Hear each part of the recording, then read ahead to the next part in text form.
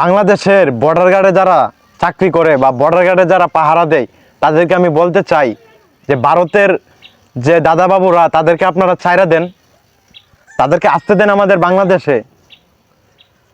আমি হচ্ছে মানে কেচি নিয়ে রেডি আছি, ঠিক আছে, আমি কেচি নিয়ে রেডি আছি। তারা যখন ভারত থেকে আমাদের বাংলাদেশে আসবে আমি সম্পূর্ণ রেডি আছি। শুধু আমি একা না, যে ব্রাহ্মণবাড়িয়া যে আমাদের বাংলাদেশে যে একটা ছোট্ট জেলা ব্রাহ্মণবাড়িয়া, তারাও কিন্তু রেডি আছে।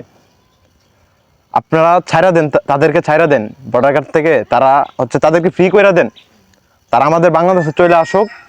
আমি হচ্ছে ওই বেটা এদিকে আয়। কি হয়েছে? দাদাবাবুদেরকে নিয়ে কথা বলতেছি আর তুই, সে হচ্ছে মানে তাদের পক্ষে কথা বলবে না, মানে সে কিরে বেটা তুই কথা ক।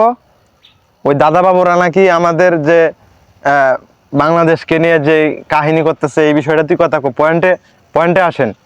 বিষয়টা হচ্ছে এই যে দেখেন, এই যে কেচি নিয়ে কিন্তু আমি রেডি আছি। তারা যখন আমাদের বাংলাদেশে আসবে, ঠিক আছে, মানে আমি একবারে মানে আরো অনেক কিছু আছে এখানে, সমস্যা নাই। বাংলাদেশে আসলেই আমি মুসলমানি করায় দিব। এই যে খাতনা, যেটা খাতনা বলে না, ওইটা আমি করায় দিব। আহ এদিকে এদিকে এদিকে আয়। আহ আহ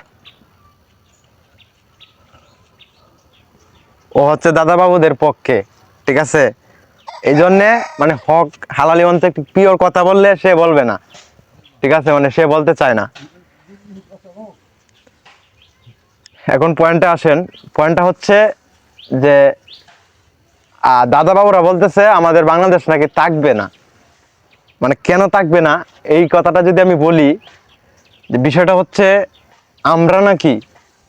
আমরা যে ভাত খাই, চাল, সেই চাল নাকি আমরা ইন্ডিয়া থেকে আনি। তারপরে হচ্ছে গম, এইগুলাও নাকি আমরা ইন্ডিয়া থেকে আনি।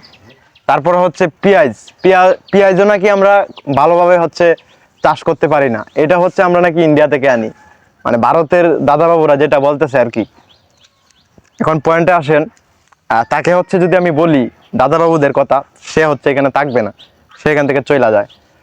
যা বলার আমাকে বলতে হবে।